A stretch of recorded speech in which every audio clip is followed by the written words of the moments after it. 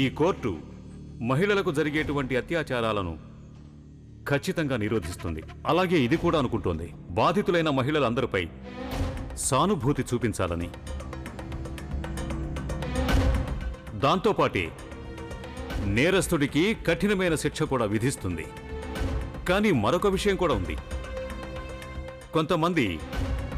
కొంతమంది కేవలం మహిళల కోసమే ఏర్పాటు చేయబడిన చట్టాలను అవకాశంగా తీసుకుంటున్నారు.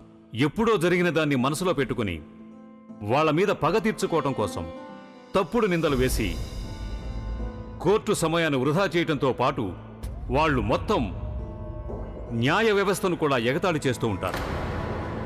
ఫారెన్సిక్ రిపోర్ట్స్ అలాగే మెడికల్ రిపోర్ట్స్ ద్వారా క్లియర్గా అర్థమవుతోంది ఈ కేసులో కూడా ఇదే జరిగిందని. ఇది చాలా సిగ్గుపడాల్సిన విషయం.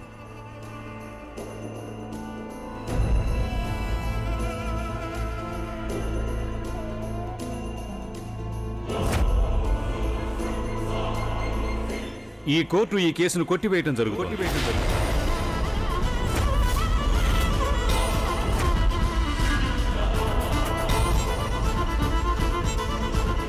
అలాగే కోర్టు వారిని తప్పుదోవ పట్టించాలనుకున్న నేరానికి మిసెస్ జోయా అఖ్తర్కి 25,000 రూపాయలు జరిమానా కట్టవలసిందిగా ఆదేశించడమైనది.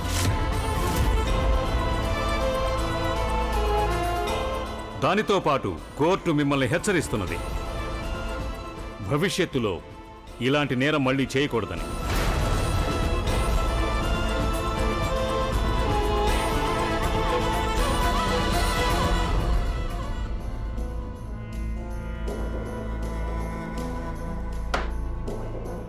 The court is adjourned.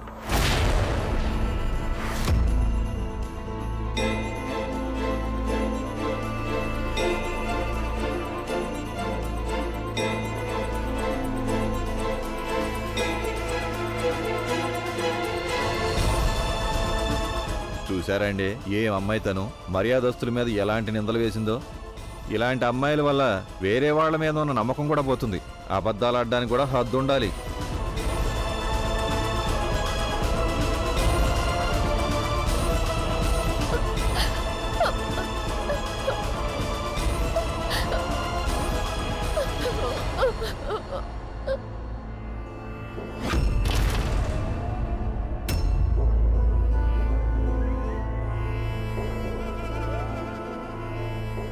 Ganga Ganga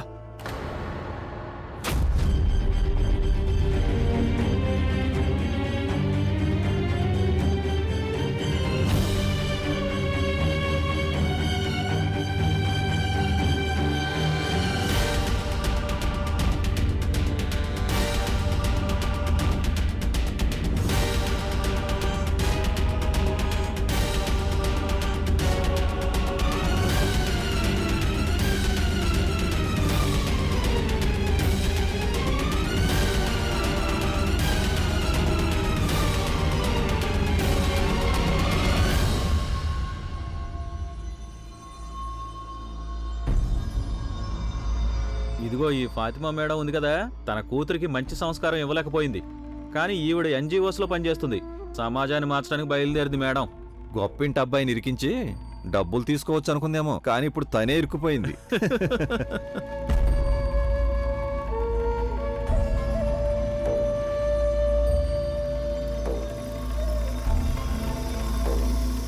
Ganga మన ఇంటికి వెళ్ళడం మంచిది. మీరు జోయ దగ్గరే ఉండండి, నేను ఆటో తీసుకొస్తాను.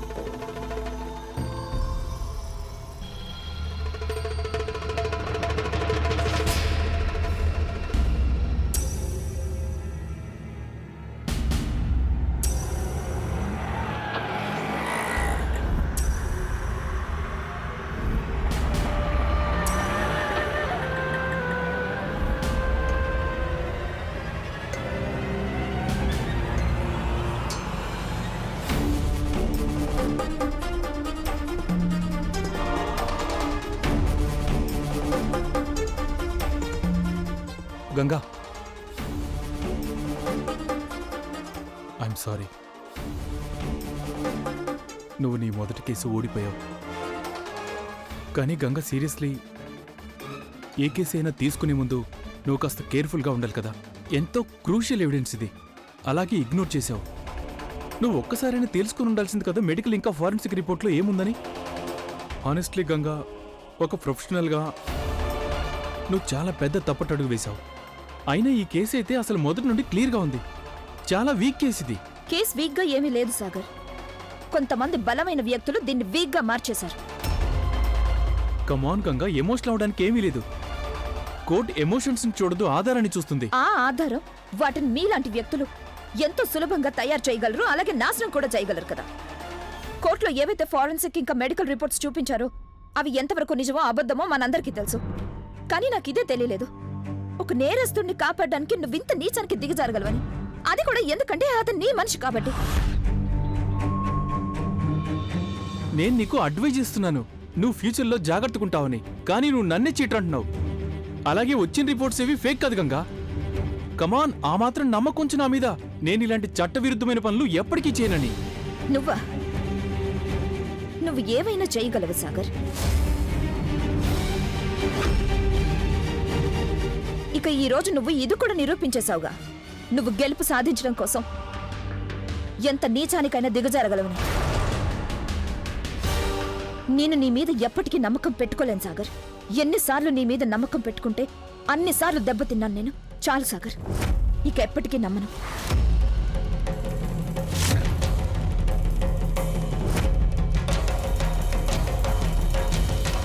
Exactly this. ఇదే మన ఇద్దరికీ మధ్య ఉన్న తేడా గంగా. నేను ఇప్పటికీ నిజం చెప్తున్నాను, కానీ నీకు నా మీద నమ్మకం కలగటం లేదు. కానీ నేనేమో నీ వల్ల మోసపోయిన తర్వాత కూడా నీ ప్రతి మాటని నమ్ముతున్నాను నేను. నువ్వు నాకు చెప్పావు కదా ఈ కేసు వదిలేయాలని. నీ మాట విన్నాను, కేసు వదిలేశాను నేను. గంగ ఏమని చెప్పిందంటే ఖచ్చితంగా దాని వెనక చాలా పెద్ద రీజన్ ఉంటుందని. ఇప్పుడు వచ్చింది కదా రీజన్ బయటికి. నువ్వు నన్ను నీ దారికి అడ్డు తొలగించుకోవాలనుకున్నావు, అంతకంటే ఇంకేం లేదు. ఎందుకంటే నీకు కూడా తెలుసా, ఆ జోయ ఉంది కదా, తన అబద్ధం చెప్తుందని. ఒకవేళ నేను ఈ విషయం కోర్టులో ప్రూవ్ చేస్తే నువ్వు ఈ కేసు ఓడిపోతావు.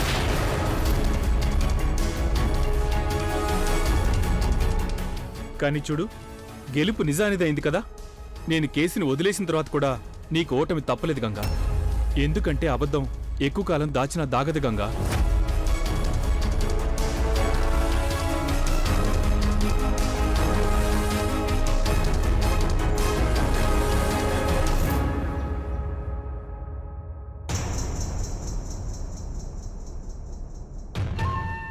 ఓరి భగవంతుడా, ఏం జరుగుతూ ఉంటుంది అక్కడ కోర్టులో? ఒకవేళ నిరంజన్ మనసు కరిగిపోదు కదా. ఆ తల్లి కూతుళ్ళు ఏడ్చి ఏడ్చి నా నిరంజని వాళ్ళ వైపు తిప్పుకోరు కదా. కేసు జరిగే సమయంలో గడిచిపోయిన గతం ఒకవేళ కళ్ళ ముందుకు రాదు కదా.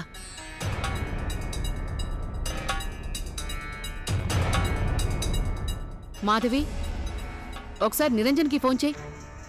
ఎప్పుడొస్తాడో కనుక్కో. సారీ అత్తయ్య, నాకు తెలియదు మీరు ఎందుకు కంగారు పడుతున్నారని. ఈ రోజు వరకు నేనెప్పుడు ఆయన పని డిస్టర్బ్ చేయలేదు, ఈ రోజు కూడా చేయను. అరే ఇదేంటి నువ్వు ఇలా మాట్లాడుతున్నావు? అత్తయ్య, మనం టైలర్ దగ్గరికి వెళ్ళాలి కదా. నేను మెటీరియల్స్ తో పాటు బ్లౌజ్ కూడా పెట్టేశాను. పదండి, లేకపోతే లేట్ అవుతుంది. గోవిందయ్య గారు, వస్తున్నారమ్మా. ఈ బట్టలు తీసుకెళ్లి గదిలో పెట్టండి. అలాగే. అక్క అక్క, అన్నయ్య వచ్చేసాడా? సాగర్ వచ్చాడా అన్నయ్యని తీసుకుని? తను ఈ రోజు రావాలి కదా. వచ్చేస్తాడు రాగ్ని. రోహిత్ అన్నయ్య వచ్చేశాడు రాగిని.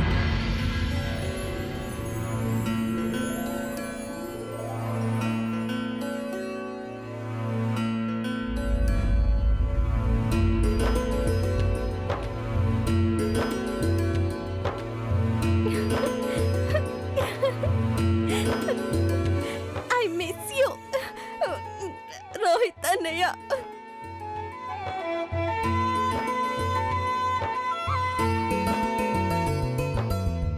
నేను వచ్చేసాను కదమ్మా. I miss you. I missed you to. Case ఏమైంది? కేసు కొట్టేశారు నానమ్మా. రిపోర్ట్స్ ద్వారా తెలిసింది జోయా ఏదైతే చెప్పిందో అదంతా అబద్ధమని. కానీ ఒక అమ్మాయి ఇంత పెద్ద అబద్ధం ఎలా చెప్పగలదు? అందుకేగా మేమందరం ఆశ్చర్యపోయాం.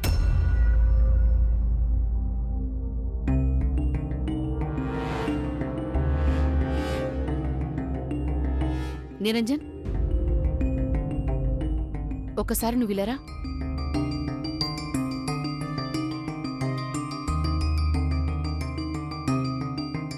అత్తయ్య వెళ్దామా?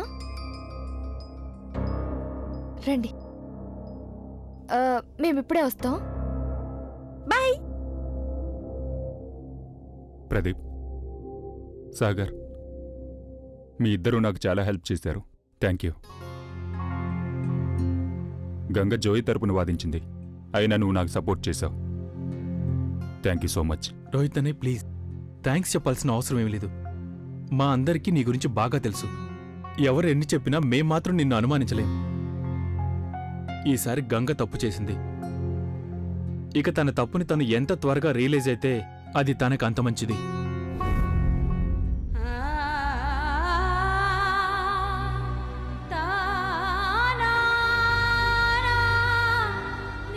నువ్వు నన్ను నీ దారికి అడ్డు తొలగించుకోవాలనుకున్నావు, అంతకంటే ఇంకేం లేదు. ఎందుకంటే నీకు కూడా తెలుసు ఆ జోయ ఉంది కదా, తన అబద్ధం చెప్తుందని. ఒకవేళ నేను ఈ విషయం కోర్టులో ప్రూవ్ చేస్తే నువ్వు ఈ కేసు ఓడిపోతావు.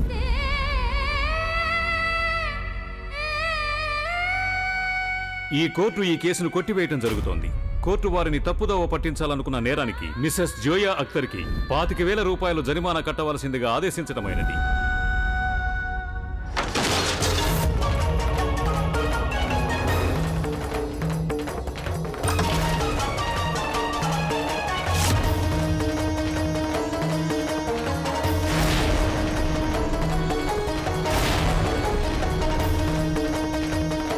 ఏమైందమ్మా? నన్ను నువ్వు ఇక్కడికి రా చెప్తాను. చూడు నిరంజన్, నిజం చెప్పు. ఆ కోర్టులో ఏం జరిగింది? భగవంతుడి మీద ఒట్టేసి చెప్పు. అమ్మా, నేను షూస్ వేసుకుని ఉన్నాను. ఏం పర్వాలేదు. ఏంటి? ఏం తెలుసుకోవాలనుకుంటున్నావు? ఏమైంది కోర్టులో? ఆ ఫాతిమా మళ్ళీ ఏమైనా నాటకం ఆడిందా? తన వలలో మళ్ళీ నిన్ను ఇరికించలేదు కదా? నువ్వు మళ్ళీ తన మాటల్ని నమ్మేలేదు కదా నిరంజన్? జోయా! వదలండి నన్ను! గంగ తార్తి! లేదు, వదలండి నన్ను!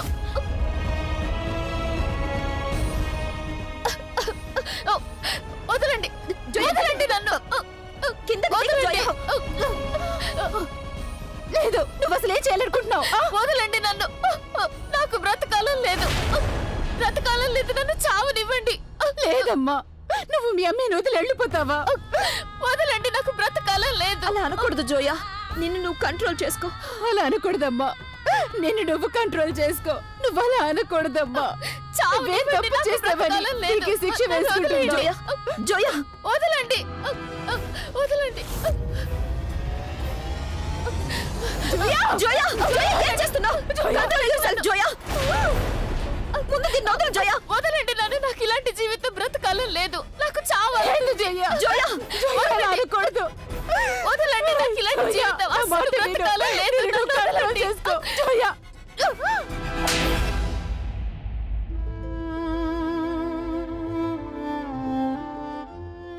అమ్మ జోయా, ఏం చేయాలనుకుంటున్నావు నువ్వు? కూర్చో. లేదమ్మా, లేదు, నువ్విలా ఎప్పుడు చేయకూడదు. లేదు, నువ్విలా ధైర్యం కోల్పోకూడదు. నువ్వెందుకు కంగారు పడుతున్నావు? మీ అమ్మ ఉంది నీకు తోడుగా. నీకేవి కాదు, ఏవి కాదమ్మా, నీకేవి కాదు.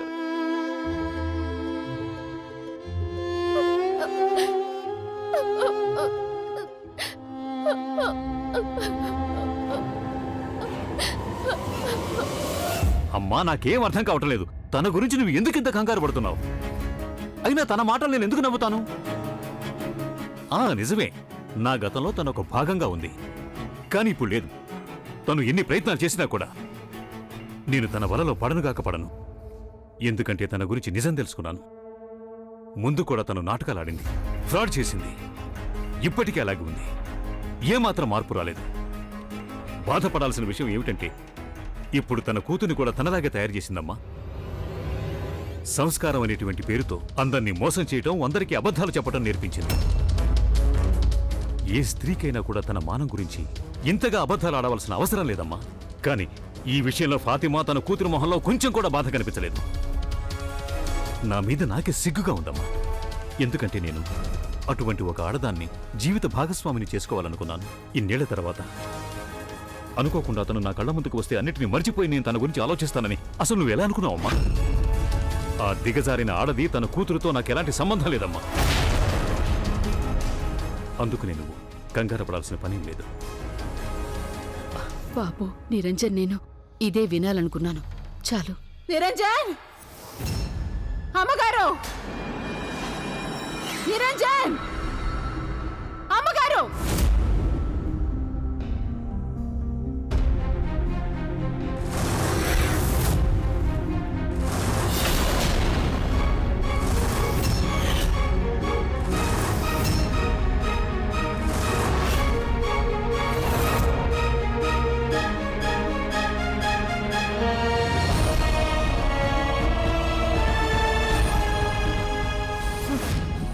నా ఇంట్లోకి అడుగు పెట్టడానికి నీకు అసలు ఎంత ధైర్యం?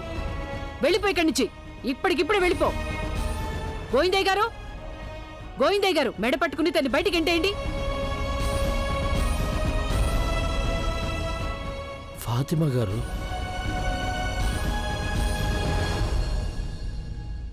నీకెంత ధైర్యం? ఎందుకు ఆగిపోయారు? గెంటేయండి తన్ని.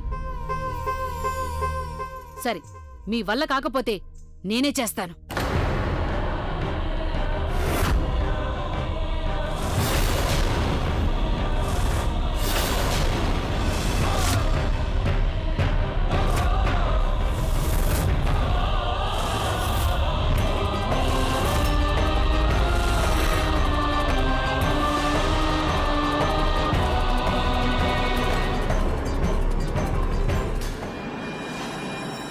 ఇక్కడికి ఎందుకు వచ్చావు?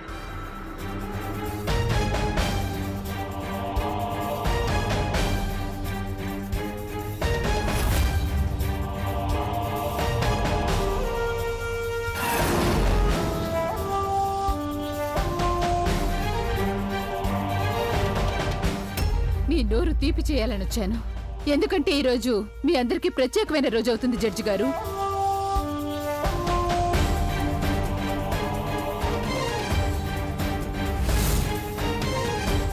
ఇక మీరు అమ్మగారు, ఈరోజు మీరు చాలా సంతోషంగా ఉండుంటారు.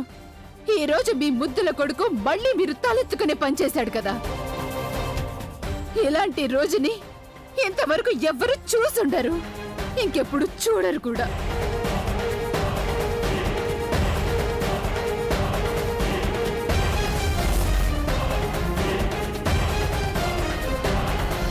ఈరోజు ఒక తమ్ముడు తన అక్కకి వ్యతిరేకంగా వాదించాడు.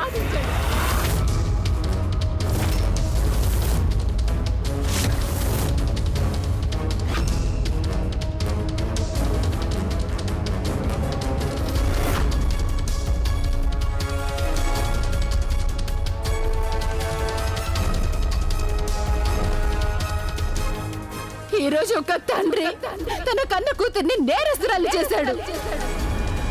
బాగుంది, చాలా బాగుంది. ఇలాంటి విచిత్రం కేవలం చతుర్వేది కుటుంబంలో మాత్రమే జరుగుతుంది.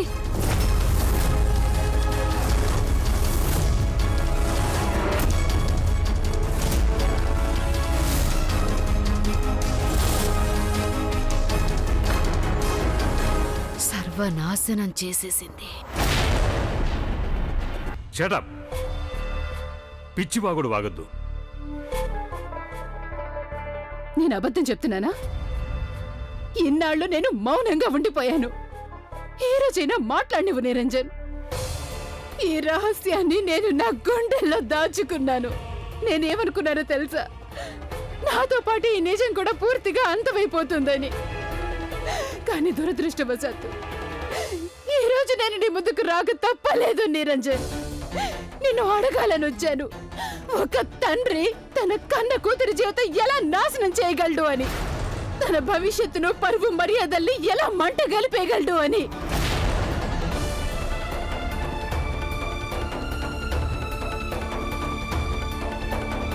ఎందుకంత ఆశ్చర్యంగా చూస్తున్నారు జడ్జి గారు? జోయా నీ కన్న కూతురు. ఈరోజు నువ్వు తనని అందరి ముందు పూర్తిగా చంపేశావు నిరంజన్. ప్రపంచంలో ఎవరికి మొహం చూపించుకునే అర్హత లేకుండా చేశావు. అవును మిస్టర్ నిరంజన్ చతుర్వేది. జోయా నీ కన్న కూతురే.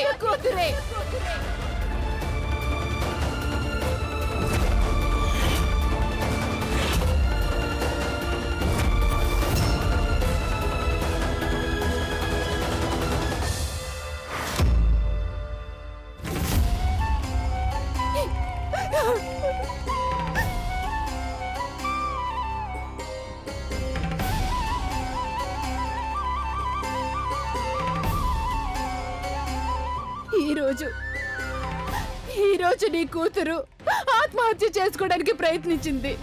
ఎందుకో తెలుసా? తన తండ్రి తీసుకున్న ఒక్క నిర్ణయం తన చరిత్ర మీద చెరగని మచ్చ వేసింది. జీవితాంతం చెరిగిపోని మచ్చ, జీవితాంతం చెరిగిపోదు. అబద్ధం. ఇందులో ఏమాత్రం నిజం లేదు. నేను అబద్ధం చెప్తున్నానా? నేనా? అయితే అడుగు ఇవ్వండి, అసలు నిజం ఏంటి అడుగు. నేను తల్లిని కాబోతున్నానని నాకు తెలిసినప్పుడు నేను ఈవిడ దగ్గరికి వచ్చాను. నా కడుపులో పెరుగుతున్న బిడ్డకి నీ కొడుకే తండ్రి అని. కానీ ఈవిడ నా మాటలు వినలేదు. నేను ఏడ్చాను, వేడుకున్నాను, ఈవిడ కాళ్ళు పట్టుకున్నారు. కానీ ఈవిడ నన్ను మెడ పట్టుకుని బయట గెంటేసింది. అడుగేవండి, నిజమేంటో అబద్ధమేంటో అడుగు.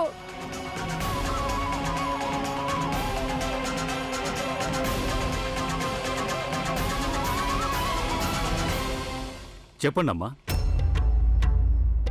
ఎందుకు మౌనంగా ఉన్నావు? ఇక్కడికి ఫాతిమా వచ్చిందా?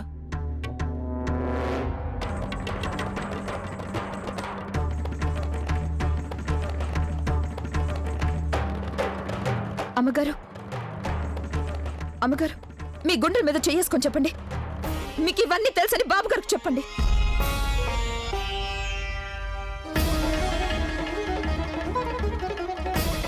అమ్మగారు, మీరు ఎందుకు మౌనంగా ఉన్నారు? ఏదో ఒకటి చెప్పండి.